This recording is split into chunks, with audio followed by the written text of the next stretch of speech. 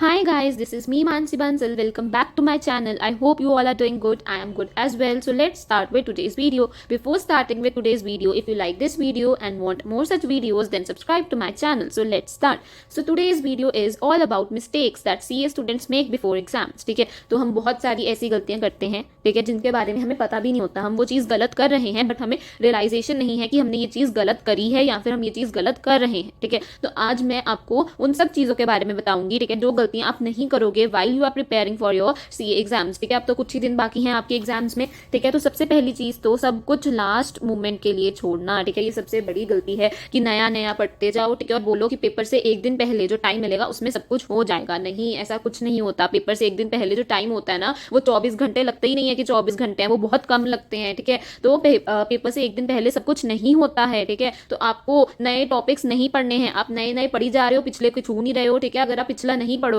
तो आप वो भूल जाओगे. ठीक है, रिवाइज करना इज वेरी इंपॉर्टेंट. ठीक है, ये सब कुछ कवर करना इंपॉर्टेंट नहीं है. 100% सिलेबस कवर करना is not important. What's important is जो आपने करा है वो आपको अच्छे से आता हो. ठीक है, उसमें से चाहे कुछ भी आ जाए, क्या ही क्यों ना आ जाए पेपर में, आप वो भी लिख के आ सको. ठीक है, दैट इज इंपॉर्टेंट. ठीक है, इसीलिए आपने क्या करना है, अब जो पहले आप कर चुके हो उसको रिवाइज करना है. बाद में अगर टाइम बचे, ठीक है, सब रिवाइज करने के बाद फिर कुछ नया देखना है. वैसे तो नया देखना ही नहीं है. ठीक है, वो हमें और कंफ्यूज करता है. ठीक है, तो आपने सिर्फ क्या करना है, जो अभी पढ़ लिया है उसको रिवाइज करना है. नई चीजें करने पे फोकस नहीं करना है. ठीक है, और उसके बाद जो हम सबसे बड़ी गलती करते हैं, अपने आप को दूसरों से कंपेयर करना, फेलो सीए स्टूडेंट से कंपेयर करना कि भाई उसने तो इतना रिवाइज कर लिया, उसका तो इतना सिलेबस हो गया, उसने सारा सिलेबस कर लिया, उसने 2 रिवीजन कर भी ली, मैंने अभी तक एक भी नहीं करी. या फिर जिनके एग्जाम्स ऑलरेडी क्लियर हो चुके हैं उनसे अपने आप को कंपेयर करना कि इसने तो 2 रिवीजन करी फिर जाके इसका क्लियर हुआ, अब मेरा क्या होगा. ठीक है, ये सब ऐसे नहीं करना. अपना कैलिबर देखो, अपने अकॉर्डिंग अपने प्लान्स बनाओ. दूसरों पे निर्भर मत रहो कि वो क्या कर रहा है मैं भी वही करूंगा. आपने अपने अकॉर्डिंग देखना कि आपका कितना हो चुका, कितना बाकी है,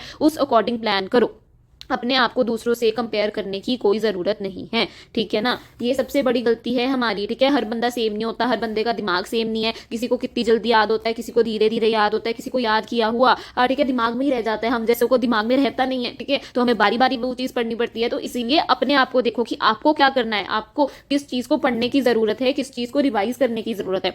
और फिर उसके बाद जो नेक्स्ट गलती हम करते हैं ना, it is no writing practice. हम सिर्फ पढ़ी जा रहे हैं. जैसे हमारे जितने भी प्रैक्टिकल सब्जेक्ट्स हैं, अकाउंट्स हैं, हम उसके क्वेश्चन सॉल्व नहीं कर रहे, सिर्फ देख रहे हैं. पेपर में जाके पता क्या होता है, वो सेम क्वेश्चन आ जाए. ठीक है, वैसा था. ठीक है, हम तो ये बोलते हैं कि हमने तो ये पढ़ा है, हमने तो ये पढ़ा है. फिर वहां पे एक ऐसी एडजस्टमेंट आती है जिसको हमें सॉल्व करना होता है, तब हमसे वो सॉल्व नहीं होती क्योंकि हमने उसको लिख के देखा नहीं होता. इसलिए चीजों को लिख के देखना. चाहे आप 1-2 क्वेश्चन सॉल्व कर रहे हो लिख के, पर जरूर करना, तभी पेपर में जाके हाथ चलेगा. ऊपर से तो ठंड इतनी है, वैसे ही पेपरों में हाथ नहीं चलते ठंड में. तो इसीलिए पहले कुछ लिख के जाना ताकि पेपर में जाके हाथ चले. ठीक है, फिर उसके बाद सबसे बड़ी गलती अपनी हेल्थ इग्नोर करना, स्लीप इग्नोर करना. टाइम पे नहीं खाना, टाइम पे नहीं सोना, कम घंटे सोना, ये बोलना कि कोई बात नहीं पेपरों के बाद सो जाऊंगा. ठीक है, ये बहुत बड़ी गलती है. ठीक है, अगर आप अपनी हेल्थ का ध्यान नहीं रखोगे, अपने स्लीप शेड्यूल का ध्यान नहीं रखोगे, तो ये आपको इफेक्ट करेगा. आपका माइंड फ्रेश नहीं रहेगा, वो प्रोसेस नहीं कर पाएगा चीजें अच्छे से. 6-7 घंटे सो और फिर पढ़ो, अपनी पूरी नींद लो. ठीक है, तभी आपका माइंड वर्क करेगा, चीजों को प्रोसेस करेगा. सोना, अच्छा खाना बहुत इंपॉर्टेंट है. हैवी मील स्किप करो, लाइट खाना खाओ, हेल्दी खाना खाओ, इससे आपको नींद भी कम आएगी. ठीक है,